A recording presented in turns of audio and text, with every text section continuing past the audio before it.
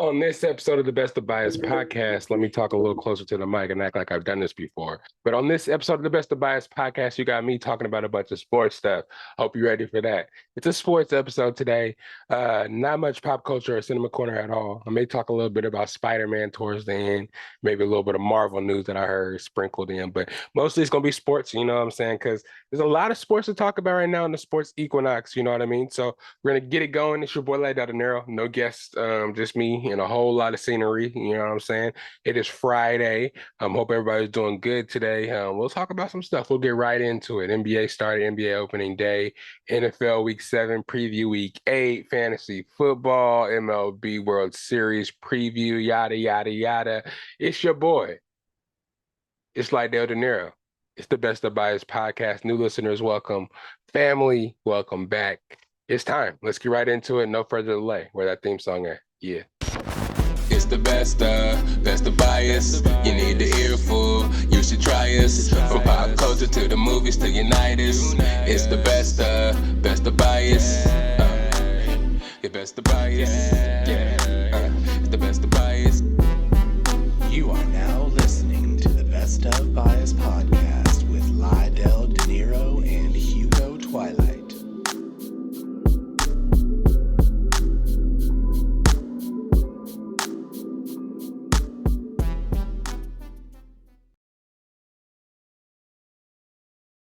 What up, what up, what up? It's your boy, the lie one, the guy that tells no lies, though. He be telling the truth most of the time, all the time, actually. I don't be lying. It's your boy. We back for another episode. And I hope you guys are ready for a great one. You know what I'm saying? For my sports people out there, for my sports men and women, to my sports folks, to my sports connoisseurs, to my sports Equinox enthusiasts. This is the episode for you today. A lot of sports. I made some previews last week on week 7 previews, who I thought is going to win this NFL week. Some wins, some losses on my record. You know what I'm saying? I keep track for y'all to let y'all know so y'all can test me and let me know how I did. So I got that for y'all. Fantasy football stuff, like I talked about in the preview. The Diamondbacks upset the Phillies. You know what I'm saying? So I got some shit to talk about that. Very little, though, because the Braves aren't in it, so I ain't going to really speak on it too much. But a lot of stuff to talk about. College football. Oregon had another game coming off the loss from Washington. And USC took another loss. So let's get all into it. No further previewing, no further teasing, y'all. Let's get right into this sports topic. And I hope you guys are really having a good Friday, though, for real, because the world is a crazy place right now. There's war all over the world. There's a bunch of negativity out there, but I'm glad you guys clicked on here, and I'm happy I can bring a smile to your face, bring you some knowledge that you may not have had prior to watching this today. And I'm happy to be there for you. I like to be that support system, that information person to let y'all know what's going on in the world, because, you know, everybody's busy trying to get that money, try to sustain in life. And again, this crazy world, maybe they don't have time to check out everything. Let me do that research for y'all. I'll be that person for y'all, and I'm here to give y'all what I know. But right now it has to do with sports. Next couple episodes, because I know we're in Loki tomorrow. I'm recording this on Wednesday. Loki gonna have come out on Thursday, so I want to review that with y'all. Then the Bucks play. I'm gonna preview that game here a little bit, so I have to review that with y'all. And man, there's a bunch of other guests that I want to get on here with y'all. So I just want to see how y'all feel about maybe not a double episode for next week, but maybe one that may skip a little bit of the sports. We'll figure it out when we get there. That's a week away. But today we got something special on the docket, so let's get right into it. So starting with college football, like I usually like to do to get this out of the way, I'm gonna talk about Oregon and Washington State, man. Coming off of last week, I talked a lot about the Oregon game versus Washington, what was going on in my head and how I thought we could recover and maybe possibly still make the college football playoff. We have to have a strong showing against Washington. We have to have a strong showing against everybody else in the Pac-12 in order to solidify ourselves as a team that's ready to make the playoffs. You know, so we have to make the Pac-12 championship. We have to face whoever we'll face when we get there, if we get there. Let me not, one game at a time. But if we do face somebody in the college football playoff or excuse me, Pac-12 championship is going to be somebody. So whoever it is that we do play at the end, hopefully it's Washington, so we can solidify and kind of rectify that loss we had to them during the season, and to show we learned from that and grew from that as a team, and we can take them out on the way to the college football playoffs. And I'm sure that win as far, all right, let Washington get as high as they can, and then we play them again in the Pac-12 championship. We just blow them out, have a good game, at least a good showing enough to let the committee know that we're ready to go. But anyway, it's not about Washington, it's about Washington State. Again, Oregon came out there and played well. At the beginning of the game, they always like to scare me a little. They let they kind of have to get a feel for their competition, letting opposing quarterbacks kind of do what they want. Cameron Ward, I think he transferred from over there in Texas. They had a bunch of shuffling of the quarterbacks the last couple of years over there in Texas, but he was one of those quarterbacks over there.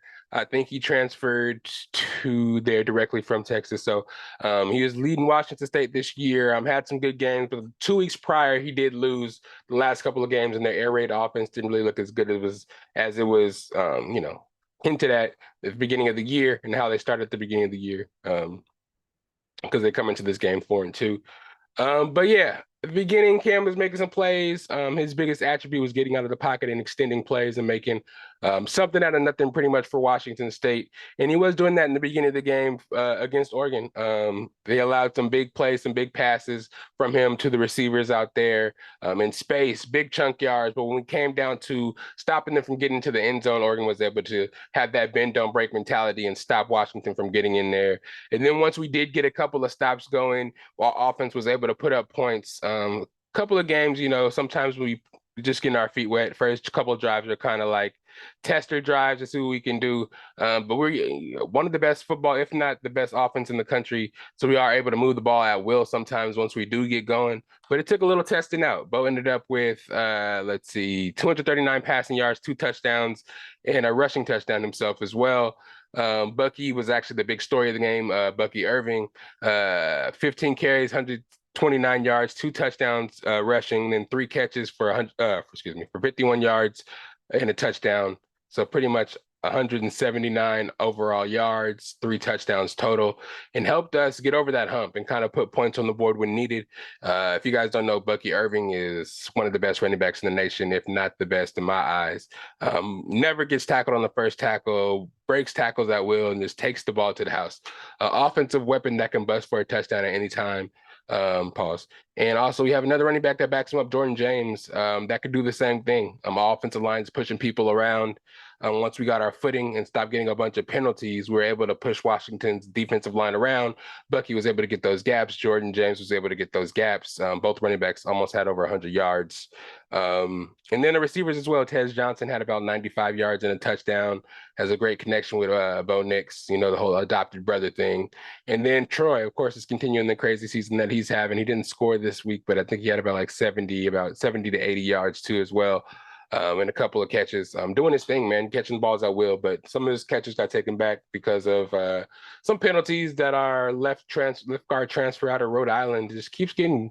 I don't know why. He just keeps getting penalties called in the last 2 games. It's been a detriment to us. Big plays, we'd get called back for holding or illegal man downfield. It's just some shit that, well, a lot of times we throw the ball kind of like, screens and kind of horizontally. So it's kind of easy for running back or linemen to get caught running downfield because, it's kind of unpredictable when the shifty playmakers are going to get upfield. But we got it together towards the end of the game, ended up winning 38-24.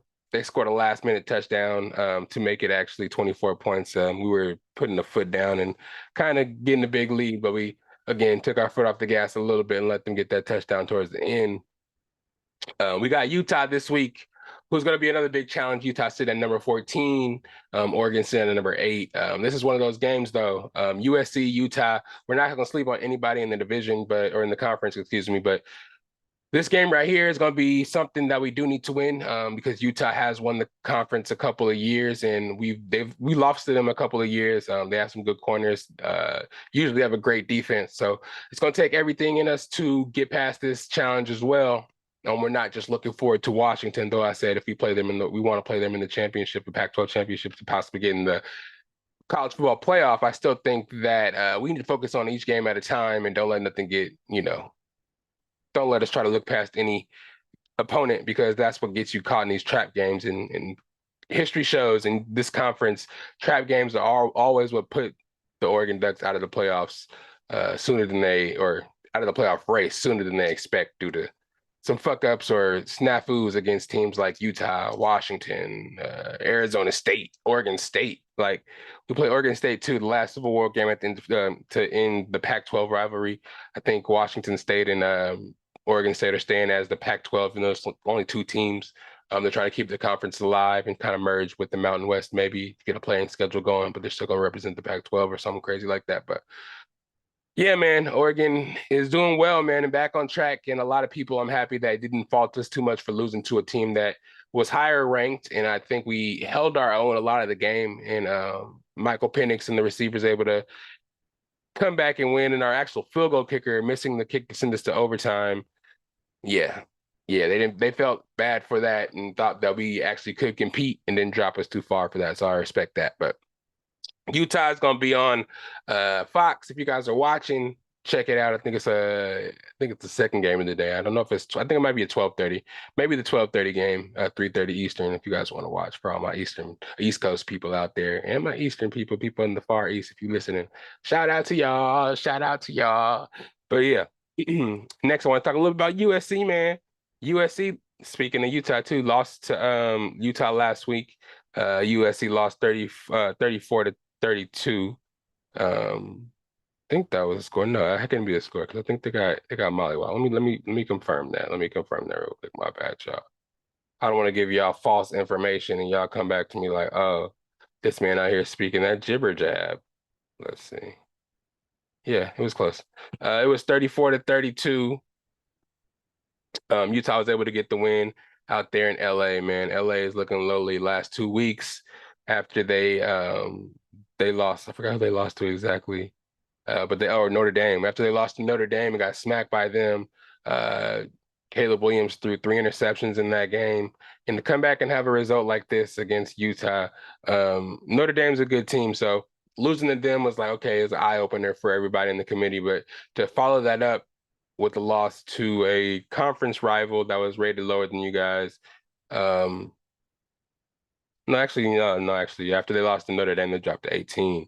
So yeah, they played Utah was ranked 14, so they're higher than them. But still, with Caleb on the squad, you're supposed to be able to overcome any kind of opponent, no matter where they're ranked. But against Utah, Caleb we went 24 for 34, 256 passing yards, no touchdowns, and he got sacked like 3 or 4 times. So yeah, man, it's kind of weird right now. Caleb Williams was looking like that man and supposed to be that guy to possibly win Heisman back to back, be this number 1 pick guy that gets to choose where he goes. He's saying that people are saying that he wants a personal stake in like a percentage of any football team that he went to and got drafted by. And he was only going to go to teams that he wanted, say the 49ers, the Patriots, and stuff like that, like the Cowboys or some weird ass shit, just to kind of single himself out and kind of to say if he didn't get the chance to go to one of these teams or a team that's really bad and he doesn't want to go there, tries to draft them, he'll go back to school. And I believe him, man. This season's not going how he wants it to go. I don't know. He's capable of anything at this point. People are saying that he should shut it down and probably not play the rest of the season to save himself for the NFL draft because anything could happen. He can get hurt and the team's not going anywhere. You're not going to the college football playoffs, so he might as well shut it down. But then a part of me feels like, firstly, you just signed an NIL deal. I forgot exactly who it was with, but it's like a big company. So I don't know. I feel like he wouldn't sign an NIL deal just to represent for a half a year. So something tells me if he feels like a bad team's going to get that number 1 pick, he might really go back to school.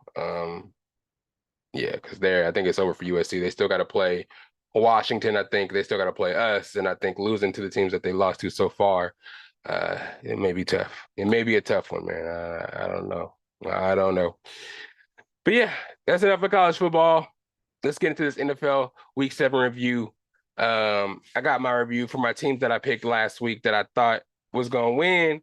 and I got the actual results here for y'all. You know, I'm a man of my word. I tell y'all that I'm gonna let y'all know, and I'm gonna compare what happened, and I'm gonna do it. So last week I picked the Jaguars to beat the Saints, and they ended up winning 31-24 in Thursday Night Football. I respect that, and I appreciate y'all Jacksonville Jaguars because you know how I feel about the Saints. I would like for the Saints to lose every game. I would like the Falcons to lose every game too, but you know, we played the Falcons this week, and we I'll talk about it when I get to the game, but god damn it, we blew it.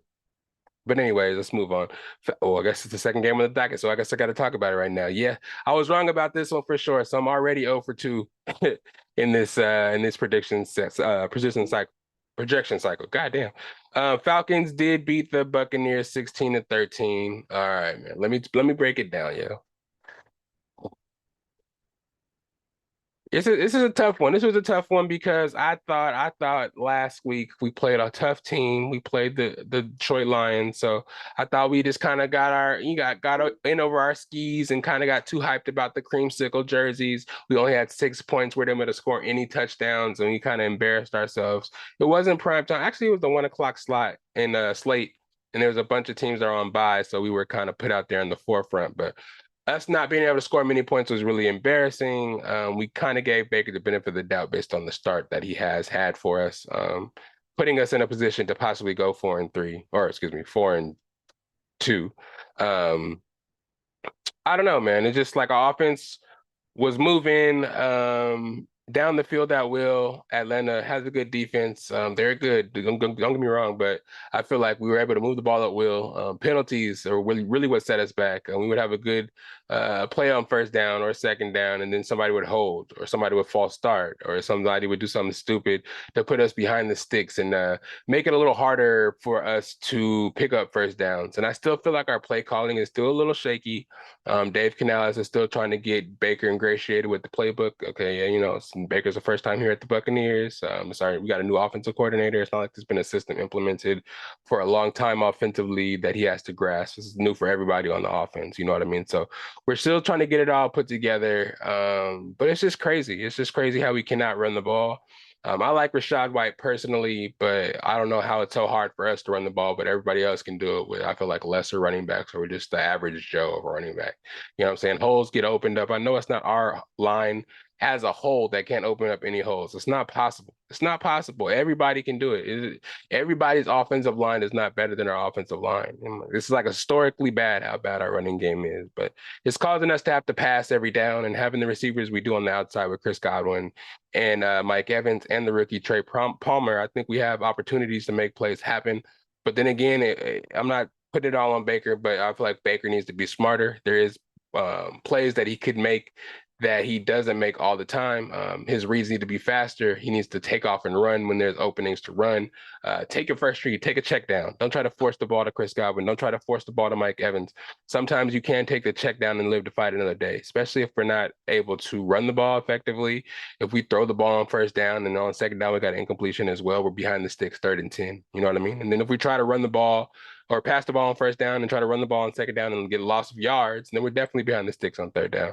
So something has to change. Trade deadline is on Halloween, so I don't know if we're going to make any trades for linemen. I don't know if we're going to make any trades for running backs, but we do need to change that, especially because Baker Mayfield, sometimes he's really unpredictable. He can play really good sometimes, and then sometimes he can try to force some things to make himself look really bad, like the interception in the red zone where we're really driving down the field to almost score a touchdown. That was really bad. He was trying to force the ball to K. Dotton when he could have made a check down. You know, he was checking down to Rachaad White all day and it was looking good. But yeah, it just seems like he was trying to do too much and just trying to prove the critics wrong that he's back and he's Baker Mayfield and he can do this. He was the #1 pick and you just need to chill. You know what I'm saying? Just play, take what it was given to you. Don't try to do too much. You know what I mean? Let the offense come to you. And I feel like that would be easier if we did have a semblance of a running game, but we don't. Shout out to the Falcons because you guys did do stuff in the game. Bijan Robinson didn't play in the game, which was a story due to not feeling well, which is interesting. But they're able to run the ball. I hate how the Falcons play. They run the ball, and just kick field goals and just waste the timeout. You know what I'm saying? And if they score, they score, but they'll waste the timeout if they get up on you. So that's what they did. They're able to do it where for some reason the Bucks can't stop anybody on 3rd and third in anything. Our defense was able to turn the ball over, luckily, a couple of times when they're about to score.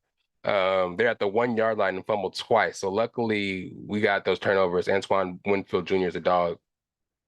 Um, but without those turnovers, we would have been lost by a lot more. And for some reason, we can't score ourselves in the red zone. We'll get to the 1 3 yard line and can't put the ball in because, again, we have no running game. And I guess when we pass, I guess gets super locked in on certain players and doesn't throw what's given to him again or run the ball in the red zone. So it's just looking ugly. So we have the Bills this week on a short week, and I don't know how it's going to look, but we did lose to the Falcons. How about that for a concise review? Next, we had the Raiders versus the Bears.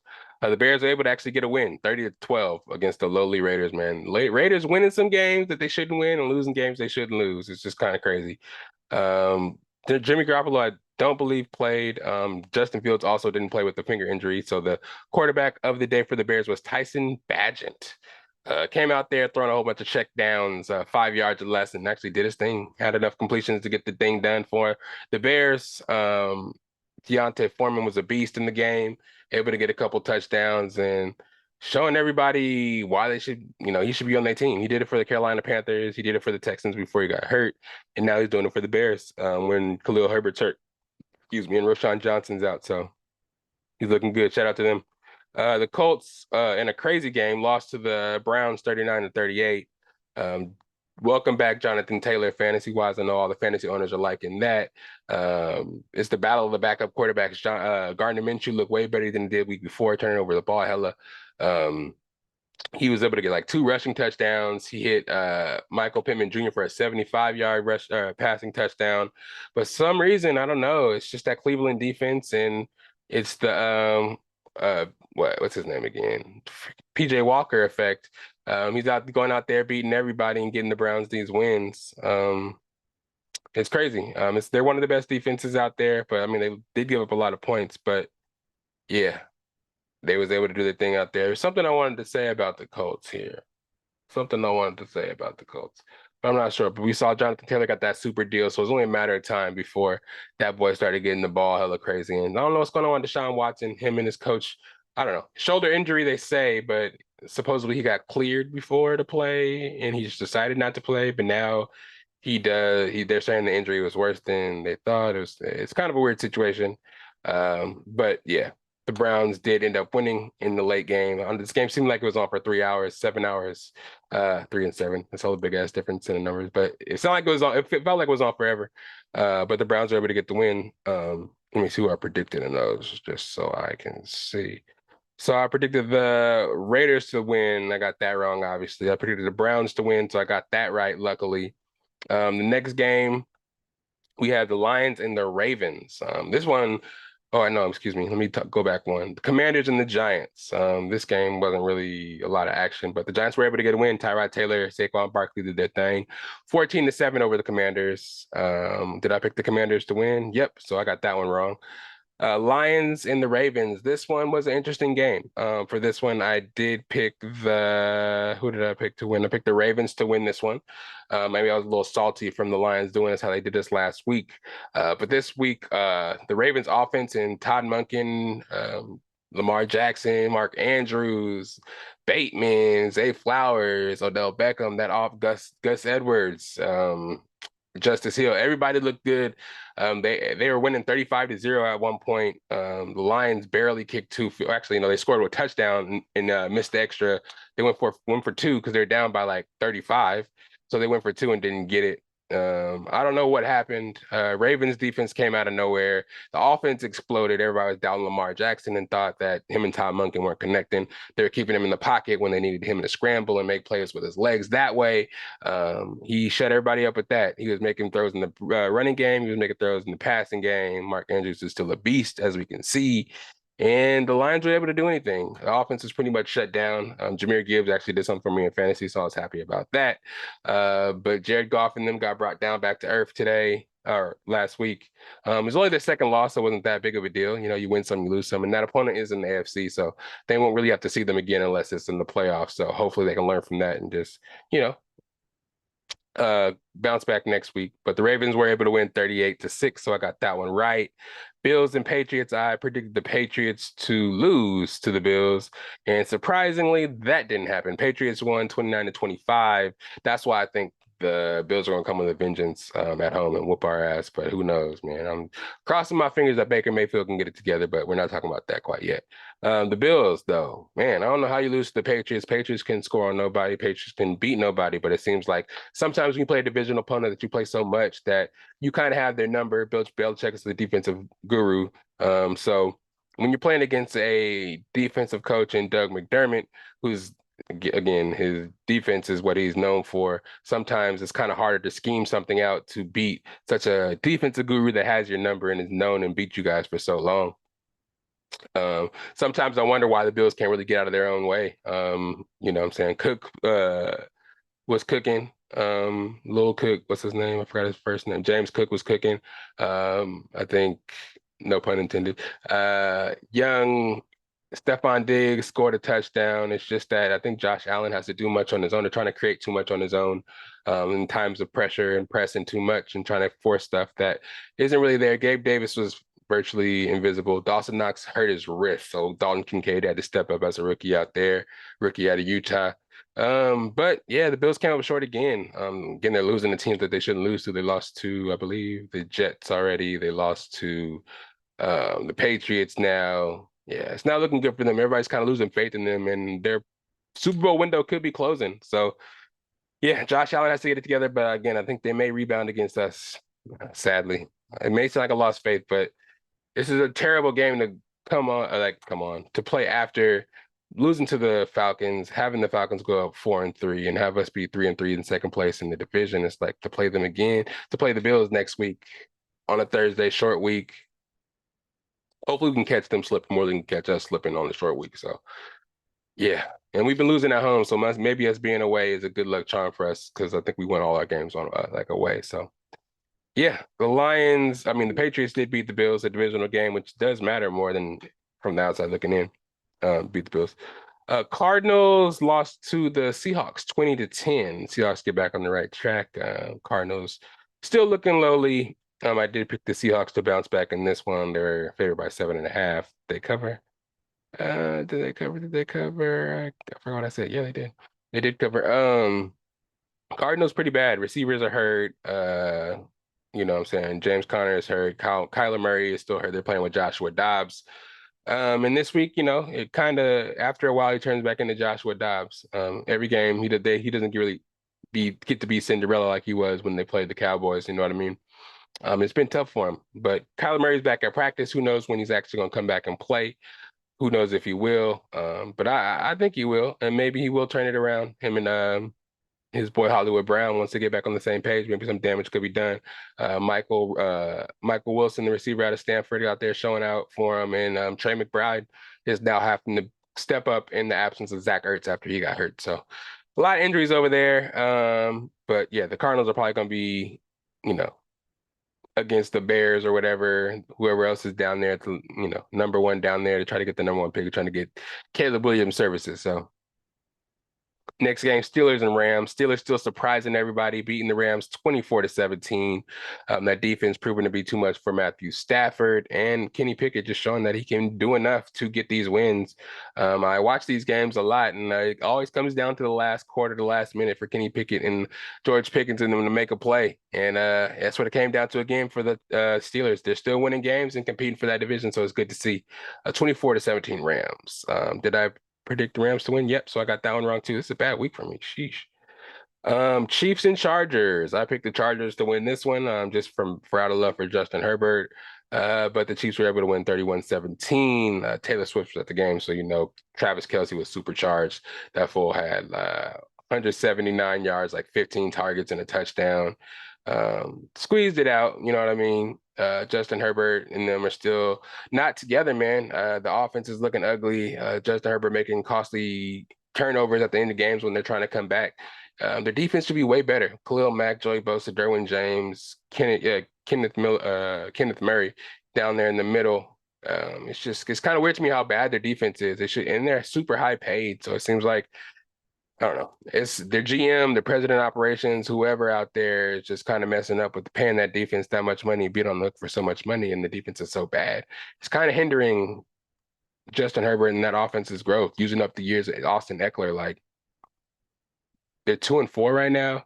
It's crazy. It's crazy to see. They play Chicago this week, so maybe their defense can hold up against Tyler Badgett and actually go out there and win a game. Help the Chargers get back on the winning track. But yeah, they lost to the Chiefs 31-17. I think the Chiefs are like 7-1 at this point, still rolling out here. Broncos beat the Packers, which is kind of crazy because the Broncos are terrible. Packers, I guess, are worse. Broncos out there. I didn't really watch this game because this is like one of the probably one I had on Red Zone or something going. But Broncos beat the Packers. I don't know. Jordan Love's probably gonna get replaced. I wouldn't doubt it. Next game, Eagles beat the Dolphins 31-17. AJ Brown balled out. The tush push or the brotherly shove is in full effect. That defense for the Eagles was able to shut down Tua and make him make enough mistakes to slow down that offense. Waddle and Jalen Hurts and company are still pretty good. It's just that the run game got completely shut down. So without that versatility and without having a run game at all or any semblance of that, the corners and the DBs were able to shut down the receivers and not let them make big enough plays to get back in the game or score 70 points like they did on the Broncos. So the Eagles were able to win and rebound after losing to the Jets last week. And lastly, the 49ers in one of the most surprising games of the week. I think this was Monday night. The Vikings beat the 49ers 22-17 and kind of handily. I mean, it didn't really seem like it was handily. I'm not going to say that because they did have a chance to win towards the end of the game, but Brock Purdy threw a costly interception. The 49ers are dealing with injuries. Trent Williams, Deebo Samuels, Dre Greenlaw got hurt a couple of times. We saw a couple players go down, and I think just the 49ers played down to their competition this week. To be quite honest, we saw Christian McCaffrey fumble once, but he did recover by having a rushing touchdown and a crazy receiving touchdown. But Moody missed a couple of kicks, maybe one kick, to be honest. I don't know if it was a couple. I think it was one. But again, it's supposed to be a week that they rebound coming off that loss to Cleveland and kind of showing everybody that they are the team to beat in the NFC and if they are better than the Eagles, better than the Cowboys, better than all the other teams, better than the Lions, better than other teams that everybody talks about in the NFC. But this wasn't a bounce back game for them. Brock Purdy, I know he doesn't probably like read into the critics too much, but this game didn't really help the critics kind of help solidify him as a top 10 quarterback. He made the mistakes that people thought that he did make, that they wanted to see him not make to be solidified as the quarterback that he says he is and the 49ers fans say he is. I still feel like he has a chance to rebound and make noise. It just sucks sometimes when the critics get fed what they want to see when something necessarily isn't true. It's just well. But anyways, that was week 7. Let me see, did I get the 49ers prediction right? I don't have my other paper. I probably didn't predict the Vikings to beat the 49ers, so I got that one wrong. Eagles versus Dolphins. I may have picked the Dolphins, so I probably got that one wrong. I probably picked the Packers over the Broncos, so I probably got that one wrong. And the Chiefs versus Chargers, I got that one wrong. Damn, this week I wasn't doing too good. My bad, y'all. If y'all bet to put somebody on me or nothing like that. Speaking of bets, let me check this shit out. I got Wembanyama playing right now. Hopefully he's doing work. 10. Oof. Man. And 6. Okay. Walker Kessler. I see you picking it up, but I bet you this game is over. Sorry, y'all. I gotta check my prize picks back. Prize picks, I'm down. I'm still down to be sponsored if you down. Yeah, if the game is over. Damn it. Come on, Utah. I need y'all. I know the game's still on. You still got a fourth quarter. Let's go. Ooh, they're getting smacked though. 87-103. Jesus Christ. 7-2. Ooh, ain't 3 more. But anyways, let me get back to y'all because that's rude of me to try to just kind of let's go over there and talk about bets. My fault, y'all. My fault. But anyway, let's get into next week. And I'm going to redeem myself for week 8 previews. I promise. Week 8. So we're starting with the Buccaneers versus the Bills. Yeah, the Bills are at home and they're favored by 8.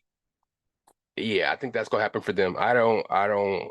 From what I saw from the Buccaneers last couple of weeks, I'm hoping we're playing angry, and we didn't have a really long week to kind of get things right. So I don't know. Neither did they again, and they played down to their competition already. But I don't know. There's something about prime time and the game and our opponent. We don't play too well in these situations.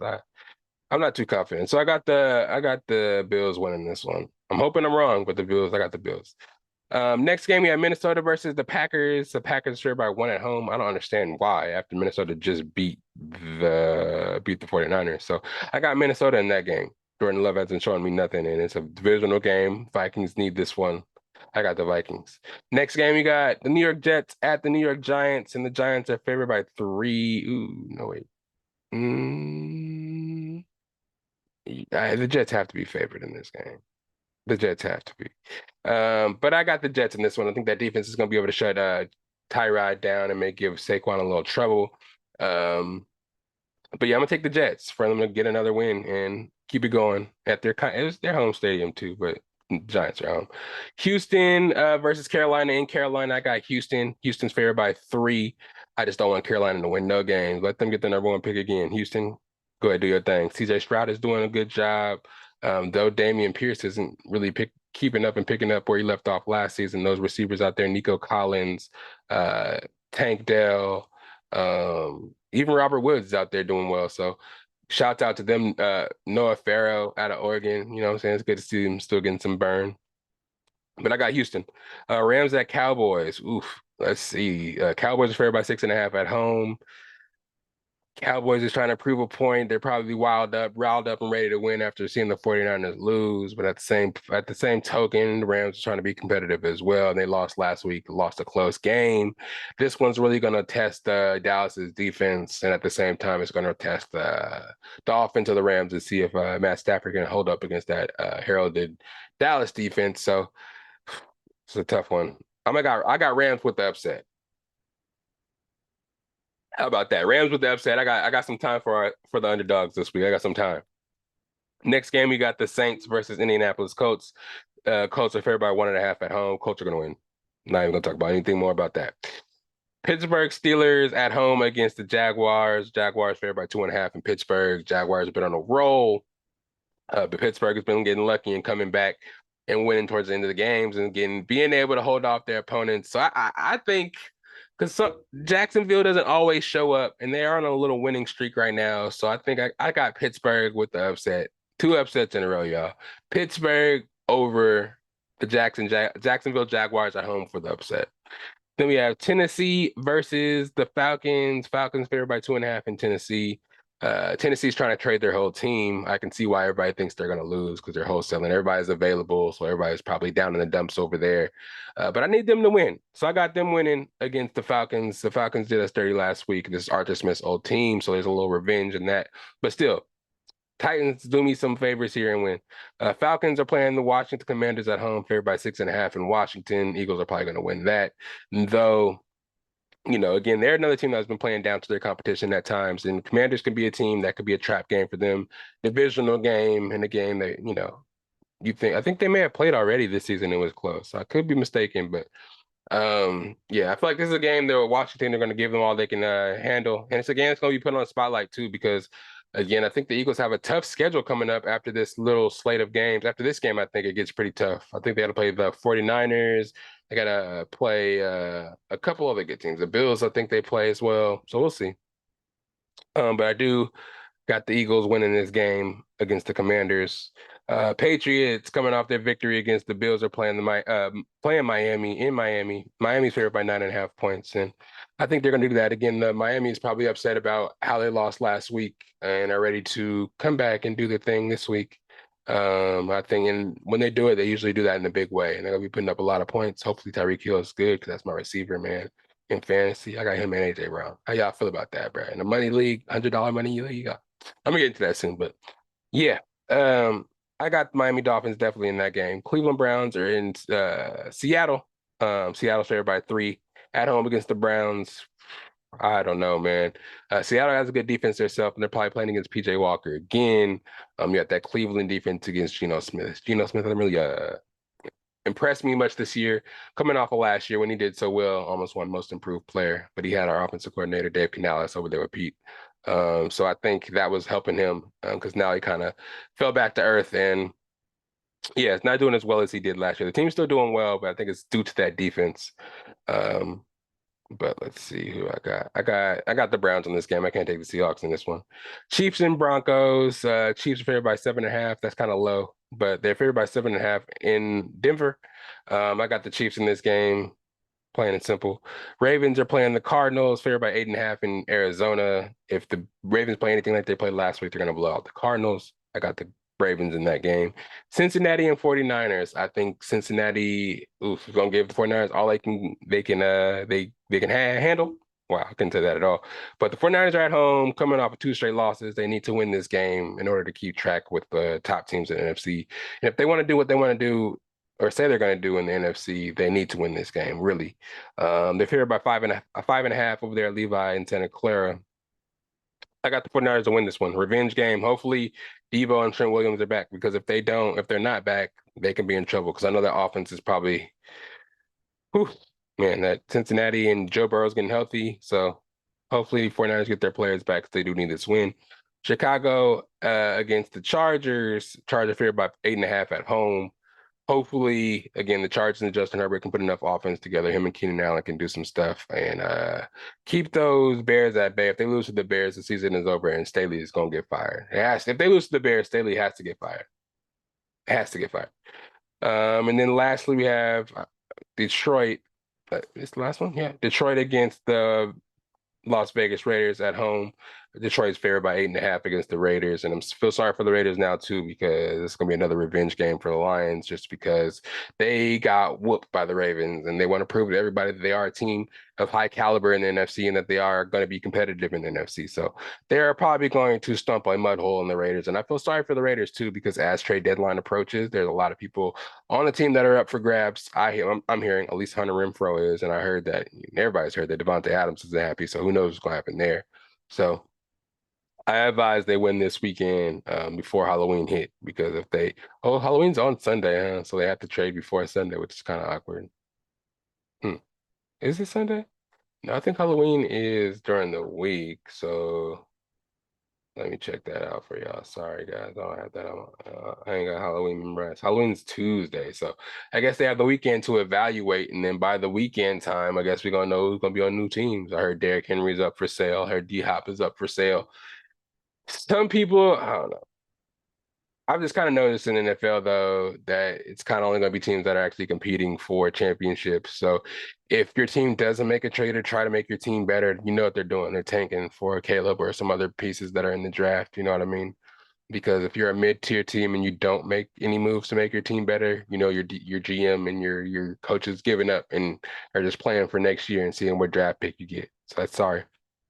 So just to go over the picks for my week 8, I got the Bills over the Bucks. Sadly, I'm sorry I'm picking against my team, but I don't think we got this one. My Minnesota over the Packers at home. I got the Jets over the Giants at home. I got Houston over Carolina at home. I got the Rams to upset Dallas at home. I got the Colts beating the Saints at home. I got the Pittsburgh winning at home against the Jags. I got Tennessee winning at home against the Falcons. I got the Philadelphia Eagles winning at Washington. I got Miami winning at home against the Patriots. I got the Browns beating the Seahawks at home. I got the Chiefs going to Denver and beating a hole into the to the Broncos.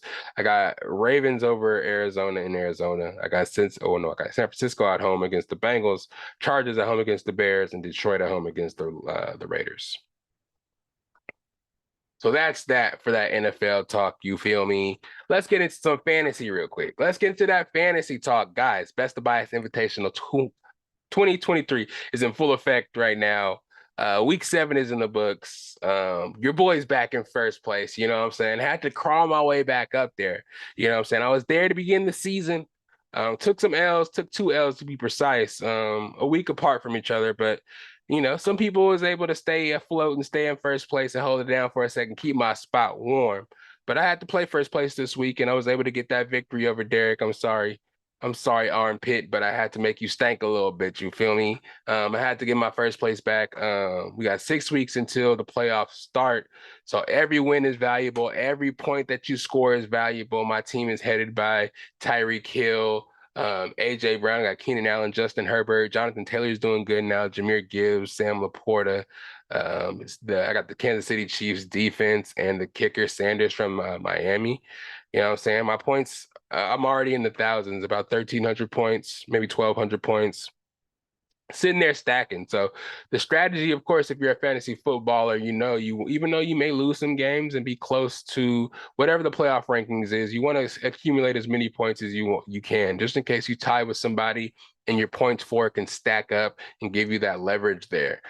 Me personally, again, I'm like I broke the 1,000 barrier. The next team behind me, maybe an 800, high 800s, maybe 900s, a low 900s. So I have a little space there, but I'm only a win or two away from the pack. So a win away from second and third, and then 2 wins away from like the rest of the pack down there. So yeah, it's really close. You can't slip, you can't lose any games, man. I'm trying to stack as many games as I can for this next 6 weeks, because first 2 places get buys and get to watch third, fourth, fifth, and sixth battle it out to see who plays 1 and 2. So that gives you an extra step to the next round. And the closer you get to that $900 or that 200, you know what I'm saying? It's gonna be good for you. It's gonna be really enjoyable. You're gonna like it all. So keep playing, keep striving, keep going. Players get hurt, you know what I'm saying? Like I said, mentioned during the preview in the NFL talk. Yeah, it's getting wild, but you know what I'm saying, don't give up. I know some teams are down there in the bottom, but 6 weeks, 6 straight wins and 6 straight losses for somebody else can get those brackets flipped, and you never know what's going to happen. So stay in it. It's the Best of Bias Fantasy Football League 2023. Everybody's still in it. 6 weeks, even you, Yancey, even you, Sean, even you, whoever else is down there at the bottom. The group is only 2 wins away from you. 6th place is all you need to get into the playoffs. And if you get in 6, anything above that, you're in the playoffs. And that's all you need to worry about. And you're still on track to get this money. You know what I'm saying? So stay motivated, stay in it. Don't do no dropping the players. Stay on that waiver wire. Watch podcasts, go online, shows right before the NFL games start. Give you advice that way. You know what I'm saying? Whatever you do, whatever you're doing right now, and if it's not working, change it up. Ask for some advice. Make some trades. There hasn't been many trades in our league this year, so let's get those trades in. Let's get it popping, man. Because nobody likes a boring league. You just want to sit around and have no contact with everybody and just a lot of stuff at stake. Again, it's $1,200 total, $900 for first place, $200 for second, third place gets your money back. There's a championship belt at stake, and there's a toilet trophy for the last place at stake. And again, we're gonna try to get this year for the last place to do something negative, just to motivate people not to get last place, because people are too okay with getting last place and okay with being in last place. So if you're gonna be in this league, we'll put big money up. If you're trying to win at all costs, you gotta have all costs not to come in last place, because we can't have no last place. We don't have to start a guillotine league. You know what I'm saying? If you get last place or you lose, we kick you out the league type shit for the next year or nothing like that. So let's keep it fun. Let's do it all. But let me get to these scores, because I didn't even talk about those. I'm about to move on without even talking about the scores and the standings. That's selfish of me, right? This week I beat Armpit again, 150. Not again, but I talked about it before, so I'm talking about it again. Armpit, which is Derek, I beat him 153 to 121. Just a running back living paycheck to paycheck. Yancey lost to You're Not the Boss of Me. Sean got back on the winning track. Sean G winning 104 to 74. Pay Dirt beat K-Swag 27, 102 to 80. Jason, good win over Kyle. Dijon actually lost. Sorry, Deshaun. Shenanigans, which is Deshaun, beat Dijon's dazzling team 151 to 134. Cam's Catering came back, won after losing last week, 168 to 105. Flopping spots with Hot Boys, getting back in the race for the top 3. Nightmare on G Block lost to Sean's championship team. That's Sean M. Nightmare on G Block, which is Tay, won 123 to 76. Giving Sean another loss. I'm playing Sean this week. Hopefully you can keep that same luck, my guy, because I need this win. Check it out. So for placings, first place, you got me at 5-2. Second place, you got Cam's Catering. He came back. You know what I'm saying? Top 3's top 2, boy. Cam's Catering at 5-2 is in second place. Armpit, which is Derek, is 5-2 in third place. Hot Boys. You got John at 4-3. Johnny Max 650. That's what we call him on the pod. Shenanigans, Deshaun, we got you at 4-3 in fifth place. Nightmare on G Block, we got you at 4-3 in sixth place. Jean's dazzling team, we got you in 7th at 3-4.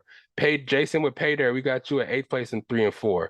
Sean M, we got you in 9th place at 3-4. You're not the boast of me, Sean G. We got you at 10th place in 3-4. K Swag 27, we got you at 2-5 in 11th place, which is Kyle. And then just a running back living paycheck to paycheck, which is Yancey, holding it down to 6th place at 1-6. But nobody give up. Like I said, Yancey, you can win 6 games in a row, you be 6-6. And what if shenanigans lost? Sorry to put that on you, but what if shenanigans lost 6 games in a row? You'd be 4-9. You know what I'm saying? And you never know, you can make it there. Keep making these waiver wire pickups, keep trying, keep striving, because work hard and get to first place. You can be first place in no time. You can maybe get in the playoffs and upset somebody, upset the 1 seed after beating, the prelims, getting in the semifinals and beating somebody in the semis, getting to them quarters and beating somebody with a high point and a high rating. You know what I'm saying? So never give up. It's the Best of Bias Fantasy League 2023. Tune in. Hey guys, come to the pod. Don't be scared. Talk about fantasy football. Maybe we can get some advice going on here. Get some stuff flowing for the Best of Bias Fantasy family, so they can get their fantasy teams right and get some wins under their belt. Because we all champions. We be winning. I know I be winning sometimes. Most of the time, I ain't going. I'm a platinum member on that Yahoo, if you know what that means. Young platinum. You know what I'm saying? Winning record in my bunch of seasons that I've been playing. I ain't gonna go there, but knock on wood, let's get it going. Hopefully I can win the money this year. I'm getting a lot of money on deck. Yeah. But let's move on to this NBA, where your boy is definitely gonna go dual cameras on him. I need to go dual cameras on him. I need to go dual cameras on him for this one. NBA is back, baby. If y'all watched last night, you know what happened. NBA is back. But before we get that 2023-2024 season started, we had to present the rings to the champions, the Denver Nuggets. You already know what it is. You saw them rings. You saw that banner drop. First banner in franchise history. Crazy rings. The rings that come out right there with the diamonds that change blue when you twist the 5280 to that 19 some that the team was established, and you pull that rack out and see the banner inside them diamonds. Oh boy, you know what I'm saying? And to open up the league, open up the season against the Lakers, and have them watching us put up that banner after all that trash talk. I told y'all I didn't want that smoke. I'm not talking shit. I'm not here for that. But I'm just saying, man, I got really emotional. I did when I saw those rings come out and that banner fall and them calling Jokic out. Oh man, getting his ring and everything that we worked for so long just came to fruition, man. I know everybody's hating. Suns fans hating. Lakers fans hate us. Timberwolves fans hate us. Everybody we play in the playoffs probably hate us. I get it. And I'm sorry for it, man. Our boys is trying to go back to back. We striving for greatness. We want to be, I get it, 17 championships from the Lakers, Warriors dynasty, Celtics dynasty, and all that. I mean, can we be that too? I mean, we have to start somewhere. You guys started from somewhere. So can we just be happy about our championship and strive for greatness without everybody hating, trying to start drama? The media already trying to pit us against the Lakers. I'm telling you, name a clip where we saw any Nuggets players talk mess about the Lakers. It's always coaches or people that are making speeches or introducing the Nuggets and the coaches. Like, it's not us. The coach may have been feeling himself for a little bit, but him and LeBron know each other. So I always feel like it was a little tiff back and forth. But after it got a little personal, I feel like the media just kind of ran with it because they needed to give the Lakers that extra motivation. They needed to give that storyline for the Lakers and for the Nuggets this year, which I don't necessarily need. I don't think it's necessary. And just a result of the game, I'm really happy to see us pick up where we left off. The team looks incredible. Jokic 29, 13, and 11. Jamal 21 and 6. Everybody in the starting lineup was double digits in scoring, contributing off the bench. We're still trying to get our bench lineup together. P. Watt, Christian Bronson. We got a couple of rookies that didn't get any burn. They got a lot of burn in the preseason. But we still got Reggie Jackson coming off the bench, Zeke Naji getting that backup center position going, seeing what we can do with that. A lot of young players that are trying to earn their spot because we do have pretty much 6-7 solid rotation.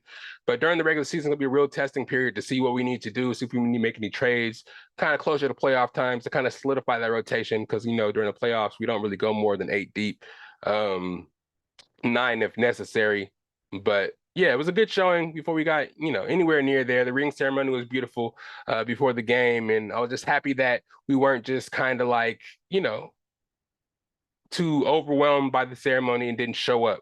I'm glad we did show up, and as we started really fast, got up by a total of 18 at one point. And the Lakers did start to chip back. LeBron had 21, 8, and 5. AD 17, 8, and 4. AD was a big story in this game because he did have 17 points in the first half and was playing great. But when the second half came about, he kind of just fell off and disappeared. And that was one of the things that the Lakers fans and everybody was kind of worried about during the season. It was like, or last season, it was more so, can AD be that dominant force that he was at times in the playoffs, but throughout the whole season instead of just in spurts? You know what I mean? And this game, again, it was really big for the Lakers because they wanted to show that they weren't a team that got swept in the Western Conference Finals. They could compete with the Nuggets, and they actually could beat them with this revamped team. They are ready this time, and they are ready to give them all they can handle. But they didn't really do that. They're playing from behind pretty much the whole game. I don't think they took the lead after the first half at all. They were chipping away at our lead, and they got it to maybe like 1 or 2 points behind us. But they weren't able to break that threshold. You know what I mean? Yeah, our starters were just playing like well-oiled machines. KCP had about 4 steals and blocks. It was just too much for the Lakers to really handle. I think the Lakers will be fine. I think there will be a good team this year. It's just that, you know what I'm saying? It wasn't the game to try to push the narrative that you guys hate us and push the narrative that you guys are ready to just jump in and just make us eat our words, and just pumping up that beef, just especially with the crowd getting into it. Our fans are going to be obnoxious. I just want to let you guys know right now. Let me show you I'm rocking the jersey, Mile High Jamal. Just let y'all know what it really is, though, to be honest. But yeah, I think the Lakers fans and the Nuggets fans are going to be going at it for years to come, just shit talking. And I hope it doesn't get crazy whenever Nuggets fans show up to LA, because the more and more that they get the upper hand on the Lakers, the saltier and saltier the Lakers fans are going to get for the Lakers. We saw that they didn't want to shake our hands after the game. We saw the crowd chanting, "Who's your daddy?" And that's really obnoxious for the first game. But after getting swept in the playoffs and us winning this game, until you play us next time and do something about it, our fans are going to be obnoxious. So we'll see what happens when we actually show up at crypto.com arena and see if your fans show as much animus towards us as we did towards you guys. But again, our players aren't talking. That's the thing. I haven't heard. Have you heard Jokic, AG, Jamal, anybody say anything? Only person that really said anything was KCP. And that's because he was on the Lakers when they won in 2020. So he has friends over there. And he was like, he hasn't really heard from him, and he hasn't really been talking to him because I guess they're angry about what happened.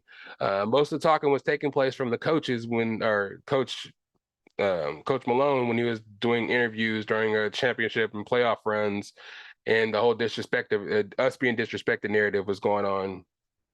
I get it, but it's next year and it's over. Again, he lost his father. I think there's more important things at stake now. I mean, I get it. It's the media capital of the world, LA, and those narratives is what keeps them going, what keeps them fans fed. But I don't know, man. I don't know. I feel like the Lakers fans is coming way too hard at us. You know what I'm saying? Um, One claiming 17 championships, like all of them were born for all of them. You know what I'm saying? Hating on our one championship we ever had, calling us a poverty franchise. It's just a lot. It's just a lot. I'm just happy we're able to have the upper hand and win the game, because the daggers that those Lakers fans are throwing, the venom that they're throwing at us just for having a great year, it is nuts. You know what I'm saying? Rather than talk so much shit, just play better and win games. And I wish that for them. You know what I'm saying? No hate coming from my heart. Again, your boy as a Nuggets fan has always been standing on that forever. You know what I'm saying? You always hear from me as a Nuggets fan being the guy that always wants my team to win and never really crossed that threshold. But now finally we did get there, and the most notoriety, the most hyped team and the most media-driven team in the NFL, NBA, wants to take and point at us as the villains and just turn the script and make us the villains, while they and their fan base just kind of villainize coach, villainize our team, villainize Jokic, villainize everything. It's just not a good look. You want to become rivals, I feel like we become rivals, but this is not the route that I'm necessarily wanting to take in this situation. You know what I'm saying? I'm trying to be cordial. You know what I'm saying? during the playoff series, a whole bunch of shit talking was going on. So after the sweep was completed, you had to expect some shit talking from our side to happen. If the shoe was on the other foot, I feel like it'll be the same. When we got beat by the Suns, I think we got swept by the Suns. Um, those fans were on our helmets talking shit so much, you know what I'm saying? So when the shoes are on the other foot, we can't, we can't, we can't talk shit. I don't know. I don't know. It's gonna be an interesting season. Let me get into this next game. Suns and Warriors. Speaking of the Suns, the new look Suns are playing without Bradley Beal, already taking some time off for a back injury. They play the new look Warriors with the add Chris Paul. No Draymond, he had an ankle injury. But it was an interesting game. Steph 27-5 and an assist. Chris Paul's first game, 14 points, 9 assists, distributing the ball well. Clay didn't have the best game. It's going to be rocky for him all season, especially with the speculations of them not picking up his contract. So it's going to be a lot of rumors about him being traded, a lot of lineup rumors, and just a lot of nonsense probably swirling the team that doesn't need to be around them. This first year in a while that people are kind of saying that maybe they won't make the playoffs. Maybe they're the fourth, fifth best team in the West, opposed to the team that's being the team to beat over the last couple of years. But I still think they have some things that they can work on. It's the first game of the year. Of course, they have a bunch of new pieces, a bunch of young pieces that have to step up. The Moody's of the world, the Kamingas of the world. It's then got to have to mold the team together too and find places for everybody. So we're gonna have to see what goes on the other side, though. Devin Booker, 32, 6, and 8. KD had 18, 10, and 3. KD didn't have his best game. And I saw what you did, Prize Picks, and that was kind of messed up. You gave that discount on KD's points, make it seem like he was going to, kill that at 22 points, I think. He only had 18. I bet a whole bunch of people nuked that and didn't get no money. But shout out to the Suns, man. Everybody think the Suns are gonna be really competitive this year with the addition of Bradley Beal and all the people didn't think they had a bench, but they did get a bunch of people for their bench. Eric Gordon's on the team, Yuta Watanabe. They have Okogie still, of course, added Bol. Yusuf Nurkic is looking good at the center position to replace Ayton. So we're going to see. The Warriors are still the Warriors when they added Chris Paul. No more Iggy, but he didn't really play that much in the last couple of years anyway. So we're going to see what happens. The Suns did end up winning the game. I didn't put the scores down for the game, which was crazy. Let me get those scores real quick because I don't know why I don't have them. Lakers lost to the Nuggets at home. The Nuggets won 119 to 107 in Denver in Ball Arena while we hoisted the banner. I think the last 7 games, opening games against when they raised the banners, the Lakers are 0-7. So that's crazy.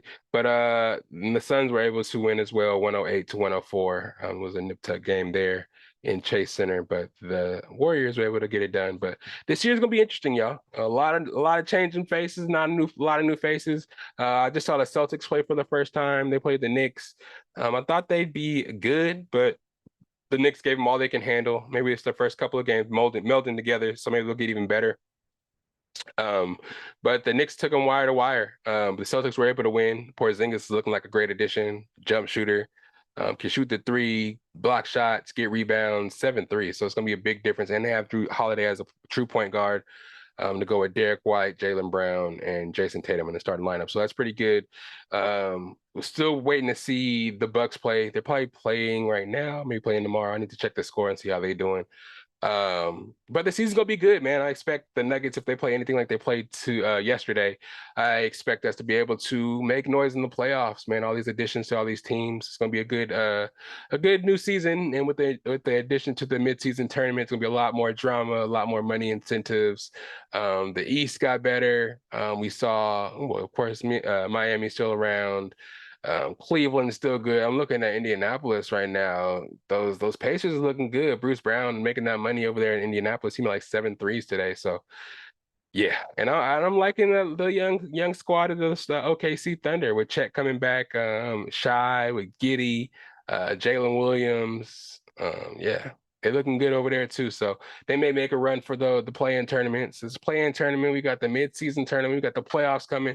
I'm excited, man. Everybody get excited. Basketball is back. Get those bets in. You know what I'm saying? We do need to get a prize pick segment in here. You know what I'm saying? I need to get that. Moving on to the MLB talk briefly. Two unexpected teams made it to the World Series. Rangers, my boy Sean has been telling me the Rangers has been good all year. I haven't really watched much of the Rangers, but them beating the Astros, who were poised to make their, go back to back, be in their second straight World Series, and as well as having a rematch with the Phillies, because I think they're in the World Series last year as well and lost to the Astros. But I'm happy the Diamondbacks were able to beat them because the fucking Phillies beat us. Fuck those guys. And I'm going for the Diamondbacks. Actually, I don't care who wins, to be honest, now that the Astros aren't in it. So it's Texas Rangers versus the Arizona Diamondbacks in the World Series. I'm just really happy. All that shit Harper was talking about Arcia and talking shit about the Braves, making shirts, all that shit, blowing out candles, staring people down. Fuck those guys. And again, I'm happy they lost. I know Harper's supposed to be the America's baseball, the hype that we needed, according to Colin Cowherd or whoever believes that bullshit. But I'm happy the Diamondbacks were able to do what they were supposed to do, or do what they did. They were 16 games behind the Dodgers in that division, was able to beat the Dodgers and then come out and beat the Phillies, who were hot, and beating the Braves and everybody on our side. And then for the Rangers, I've been hearing that they've been hot all year, and they were down in that series against the Astros and came back and won. So they deserved it, man. These two teams struggled to get there, got hot in the playoffs, and I'm excited to see it, man. World Series, I don't know exactly when it starts, but crazy, crazy, crazy outcome. And then lastly, man, if you haven't got the Spider-Man game yet, Spider-Man 2, y'all see it over there in the corner. That shit is live. A really good game. I haven't played Spider-Man 1, which is probably blasphemy, or the Miles Morales game. So a lot of stuff that they refer to, I probably don't really know that well, but hey, go check it out. It's in stores now, or get it digitally. It's worth it. Everybody's talking shit. You probably see it all over Instagram right now because everybody's hyping it up. I think it was one of the games, like one of the fastest selling games to game release in the last, I don't know how many every year. I don't know if that made it sound even exciting, but it supposedly got like over 1 million sales in the first 2.5 days of its release. Yeah, and the gameplay is epic. It's open world. You can swing around New York doing all crazy Spider-Man stuff. I know it's kind of nerdy, but if you don't play it, get it for your kid. He'll love it. She'll love it. Bunch of different costumes, a whole bunch of nostalgia in there. Keep your kid busy for a long time, you know what I'm saying? And also, Loki comes out tomorrow. New challenge comes out tonight. Hope you guys are ready for that. We'll get that review started. Probably gonna get Ashwash on here, maybe Vrons too, to talk about some challenge and how you guys like the actual challenge. It's not no challenge USA. It's ain't no challenge All Stars. It's the actual challenge. So stuff going down in that. Loki episode 4 or 5, I think. I think it might be 5. No, 4. It's definitely 4. Episode 4 coming out tomorrow. Recording this on Wednesday, so stuff to talk about that. Hopefully we get a win in that Thursday night football game, Bucks and Bills. Check that out on Amazon Prime. But yeah, October 31st, Across the Spider-Verse coming out, since I'm talking about Spider-Man on Netflix. Coming out on Halloween for everybody. And yeah, what else is there, man? There's something else on Netflix I wanted to watch. But anyways, guests and everything coming soon. I don't know why all my guests have been hiding out. Chelsea's been getting mad every time I put out a video because she's been wanting to be on here and talk some pop culture. So I want to dedicate an episode to pop culture. I know I've been doing these sports things and you guys been really updated on the sports. But I'm gonna get that going. I'm just trying. This week is kind of hard for me because I am, ladies and gentlemen, going into my last chemotherapy treatment. Fingers crossed. Pray for me, guys. It's been a long journey. I thank all you guys out there that have been praying for me. I really do appreciate it. It's been a long journey, a lot of ups and a lot of downs. But now that we're towards the end of the treatments, I appreciate y'all patience with me. I've been trying to put out these videos and kind of like just have this as a release for me throughout the whole process. And I know I've been kind of late on some videos. I know there could have been a lot more added. My time stamping kind of fell off after a while, but I've been trying to keep my head up and just keep my head above water and keep feeding y'all throughout the process because y'all keep me going just like these treatments keep me going. So the fact that I can get something out for y'all, the fact that y'all keep coming back, the fact that I got 83 subscribers right now on the YouTube, keep telling your friends, keep subscribing because you're just gonna keep getting bigger and better every year. We're going to do what it takes to be the #1 podcast in the country. You know what I'm saying? We're going to keep it going because without y'all, I would be nothing. And I appreciate y'all for clicking and listening as much as you guys do. I thank you, AKA, of course, for getting these videos up and going. I don't tell you enough and you don't understand how much I appreciate everything that you do, helping me increase this podcast and take it to the next level every step of the way. We started off in the garage, you know what I'm saying, with the mannequins in the back. Now we got pops all over the wall. We got backgrounds. We got B-roll in our videos without getting copywritten. You know what I'm saying? We got 83 fans liking and loving the videos, guests all over the place that you are able to make look lovely and represent beautifully, and them wanting to come back and all that. So I appreciate you. I don't tell you enough.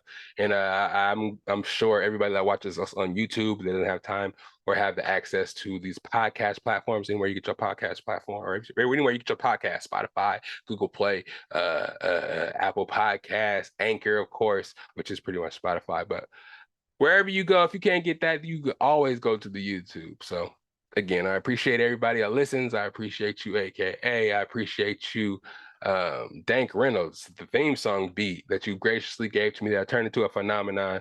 I appreciate y'all. I mean, I'm just really emotional right now, you know what I'm saying? Just again with the ring ceremony, just kind of me being sick throughout the playoffs. I told my friends and family this a little bit ago. Throughout the playoffs in the basketball season, I found out that I was kind of sick during the NBA season. And for me thinking in my head, I'm like, throughout this process, man, I might be hurting, I might be struggling, but to see my boys go out there and doing so well this season, if they can win a championship, you know what I'm saying? It's gonna make me push even harder. It's gonna make everything be worth it. You know what I'm saying? I might be down now, but this can let me know that there's light at the end of the tunnel and everything's gonna be okay. And my team is here for me. And them being able to complete that when it happened, just me remembering, like, sometimes I couldn't even really look at the screen. I just have to follow on my phone looking down because I've had such bad headaches and stuff like that.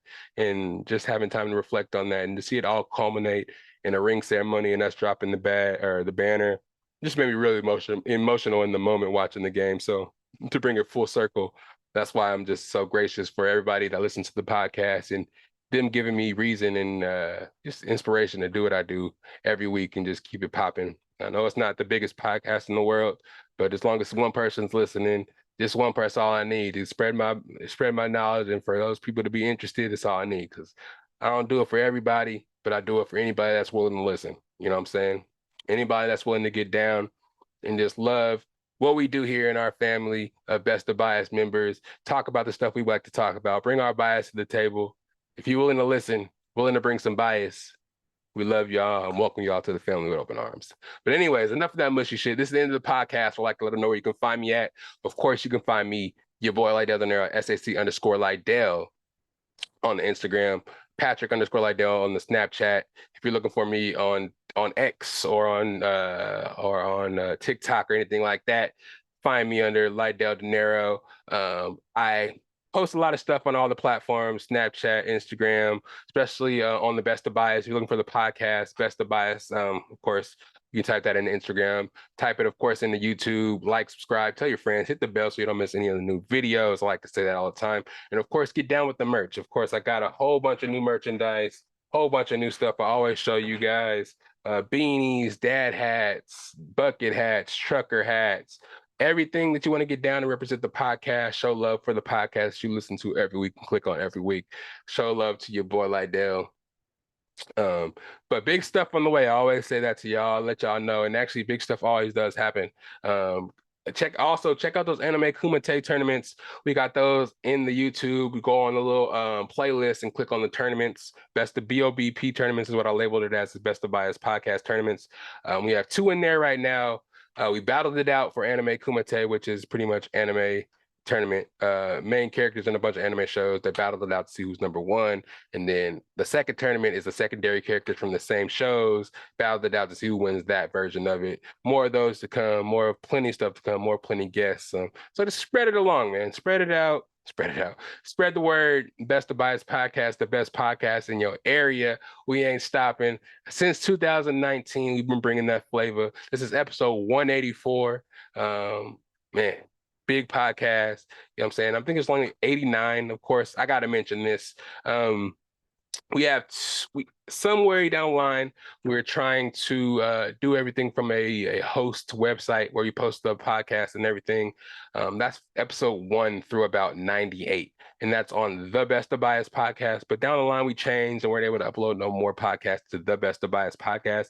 So we got with Anchor and completely switched to Best of Bias podcast, where we have episodes 98 through 184. Yep, that's where that is, and that's where those live. You see Growly, you'll see him with the glasses, not necessarily the hard eyes, and that's the recent podcast. The old one, you'll see your boy on there with Hugo Twilight, episodes 1 through 98 on there. Yeah, that's the old one. But if you guys have been here from the beginning, you know all about that. But if you guys are older or newer newer listeners, I work over the phone at work, so I got that script in my head. But if you're newer listeners and you're wondering, like, oh, you said there's 184 episodes, why is there only like 89 on this podcast platform?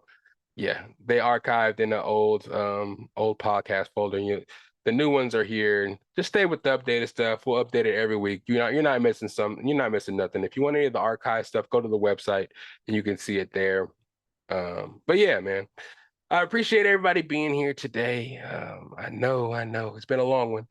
No pop culture, no cinema corner, but there's more episodes, more content to come. This ain't the last episode. Thank y'all for being here and where that theme song at. Enjoy y'all weekend. Enjoy Friday, and let's get it. Go Nuggets, baby. We got our rings. Let's go. We out of here. It's the best of bias. You need the earful. You should try us. From pop culture to the movies to unite us. It's the best of bias. Your best of bias. Yeah. It's the best of bias. You are now listening to the Best of Bias Podcast.